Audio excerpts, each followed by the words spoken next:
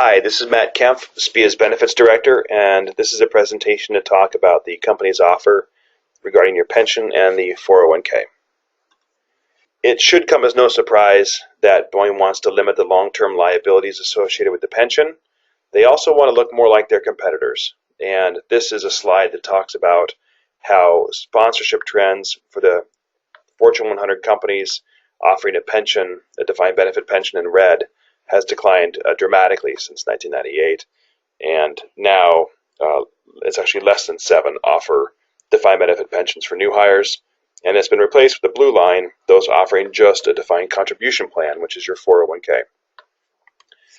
Effective January 1, 2017, the basic conversion factor will increase from $91 to $100 per year. This is actually quite significant.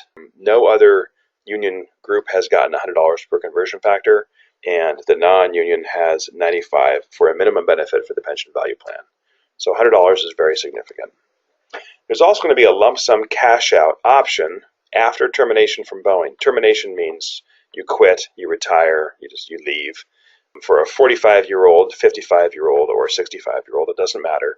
So when you leave Boeing, you'll have the ability to take the present value of those future pension payments in a lump sum. And you can take it in cash, which probably wouldn't be recommended, but you could, or you could roll it into an IRA or into the Boeing 401k. And the nice thing about the method they're doing this in is it's more favorable than the minimums required by law, which was negotiated. And effective midnight, December 31st, 2018, the BSERP will stop accruing credited service. However, your final average earnings will continue to grow. So your benefit, if you're on one of the 2 alternate formulas, will continue to grow. Additionally, as is described in the compensation section of this presentation, the lump sum award will be included in your final average earnings, just like the EIP is today. And because this agreement has a soft freeze, so because the credited service stops accruing, Boeing will contribute 9% in 2019, 8% in 2020, and 7% in 2021 into your 401k in addition to any matching that you already receive. Starting in January 2022, however, it reverts to the 3%, 4%, or 5% based on your age. So if you're less than 40, it's 3%. If you're in your 40s, it's 4%. And if you're in your 50s or older, it's 5%. I'd like to discuss a little bit about the soft freeze and how it's different than a hard freeze. And before we do that, it's important to realize how the plans work right now. There are 2 different formulas that apply to everyone, and the last one, the old alternate, applies to you if you were on the books back in 1993.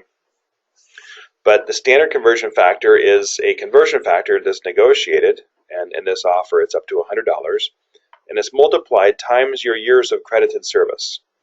The alternate formula has a calculation that is then multiplied times your credited service. In the alternate formula, that calculation is based heavily on your final average earnings. And the old alternate also has a final average earnings component times your years of credited service. And in this offer, the only thing that's stopping is that your credited service will no longer grow. So all of the other formulas and all of the other portions of the formula will continue to change with your increases in your final average earnings. I have some examples about how that may impact you. This is a retrospective analysis. So for someone who is age 60 today, this is how their pension has grown over the past 30 years. And it's broken out into how much of the growth is due to additional service and how much of the growth is due to increased final average earnings. And as you can imagine, when you're earlier in your career, having one more year of service is very important. If you have 5 years of service, going from 5 to 6 adds 20% more additional service. And your final average earnings has less of an impact when you're early in your career. The later you are in your career, the more important the final average earnings component is. And so I have some examples of what happens if the pension plan would have been hard frozen or the soft freeze that's in this offer. And for this example, obviously there are a lot of assumptions, but it's a 30-year employee who retired at age 60, And it's pretty much the worst case scenario if your pension is frozen in the middle of your career. If your pension's frozen early in your career, you have time for the compound interest in your 401k to help make up that difference. And if your pension is frozen later in your career, you already have a sizable pension, and the 987 can make up for some of that difference. The problem comes in when all you have is 345. So for this assumption, 4% wage growth, 7% stock market returns for the to convert the 987 into a 345 into a monthly amount. You have to make the assumption that someone dies at some point, so it's age 85, which is pretty reasonable. Had the pension been hard frozen, this is what it would have looked like. This is the benefit at age 60 by year if it's frozen at age 50. So at age 50 with 20 years of service, the benefit just stops growing, period. And this is what has happened with other unions. They've negotiated a hard freeze, and that's not what is in this offer. You can kind of draw a line there, and so you can see visually the difference. The soft freeze that is in this offer, where your final average earnings continues to grow, will increase this benefit. Again, assuming a 4% wage growth, and I guess that would be also or lump sum award that's included in your final average earnings. And so that grows quite considerably. This makes up almost 40% of the entire loss that you would, it's not really a loss, but it's the unrealized pension for this individual. And then next, the 789, then 345 makes up an additional 35% or so. So 34%. So the total through the combined final average earnings growth and the 987, 345 makes up about 75% of the pension that you would have had it not been frozen. This is a chart that describes the offer for and notice nothing changed until 2019. So for 2016, 17, and 18, your pension still grows on additional credited service and additional final average earnings. 2017, the conversion factor goes up to $100. And then starting in 2019, the only growth to your pension will be based on final average earnings and getting older also, by the way. The age reduction will go away as you get older.